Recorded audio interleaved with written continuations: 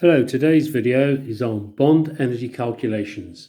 These are in topic 5 and they are mainly on the higher tier papers. So let's look how we go about doing bond energy calculations.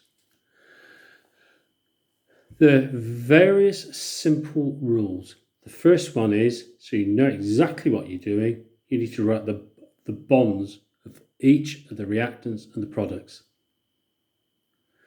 You'll then be given the various bond energies of the substances involved. So the first step then is to use the bond energies to work out how much energy is needed in bond breaking. Then you'll need to use the bond energies again to work out how much energy is released in bond making. And to get the energy change, you subtract your bond making result from your bond breaking. Now the units will be in kilojoules per mole, and the sign is most important. If the sign is positive, this means it is an endothermic reaction. If it is negative, it means it is an exothermic reaction. So let's have a look at these calculations. So first one, what is a bond energy change for the reaction between hydrogen and bromine to form hydrogen bromide? And you're given that the bond energies for hydrogen bond hydrogen is 436 kilojoules per mole. For bromine bond bromine is 193 kilojoules per mole, and hydrogen bond bromine is 366 kilojoules per mole. So first thing, to draw out the bond energies, the bonds. Now, a big help for this is that the bond energies are given. So for hydrogen, it's going to be hydrogen bond hydrogen. And the other reactant is bromine, which you can see is going to be bromine bond bromine. And that will give us the products hydrogen bond bromine. As you can see from the equation, there are two of these. So that's our bonds drawn out. So let's look at bond breaking. Now bond breaking will always be on the left-hand side of the equation. So bond breaking is the hydrogen, which is going to be 436. And we've got to break the bromine bond, which is 193. So in total, we've got 9 to 629 kilojoules.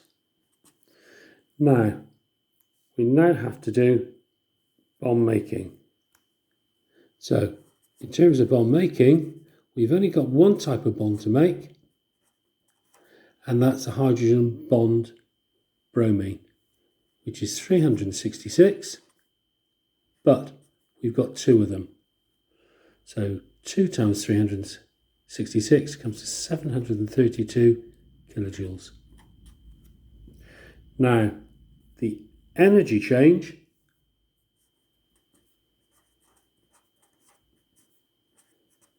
is the bond breaking, 629, minus the bond making, which is 732. And that will come out as 103 kilojoules per mole. Now, it's also minus, so this means the reaction is exothermic. And that's where that important part I said about the charge. Now, this is a fairly standard method for bond energies. So always follow this method of draw out the bonds, work out bond breaking, work out bond making, and then subtract bond making from bond breaking to get the energy change. Now, there is one other type of calculation, as we've seen here from my example I've got. So in this reaction, where hydrogen reacts to chlorine to give you hydrogen chloride, you're told that the energy change is minus 184 kilojoules per mole. The question this time is, what is the H bond Cl bond energy? And you're given bond energies of hydrogen bond hydrogen is 436 kilojoules per mole, and chlorine bond chlorine as 242 kilojoules per mole. So we start off exactly the same. So you draw out the bonds. H bond H plus Cl bond Cl goes to 2 lots of H bond Cl. Now, we carry on exactly the same. So, start with bond breaking. So the bond breaking we've got is hydrogen bond hydrogen, which is 436, and chlorine bond chlorine, which is 242. And when we add them together, that comes to 678 kilojoules. Now, the bond making, this is a bit we can't find. But we know we've got 2 lots of hydrogen bond chlorine. So, and we know bond making equals bond breaking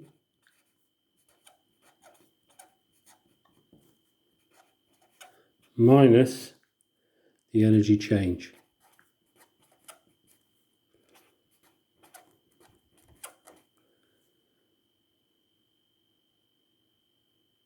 So the bond energy of H bond Cl will equal the bond breaking, which we know is 678 kilojoules, minus the energy change. And the energy change we're given at the start is minus 184. Now, and because we've got 2 bonds, we've got to divide it by 2. So this becomes 678, and minus minus is plus now. So 678 plus 184 comes out as 862 kilojoules. But we've got 2 bonds. So 862 divided by 2 comes out as 431 kilojoules per mole. Now, this is the most difficult form of any bond energy calculations, but if you follow the method, it still becomes quite straightforward.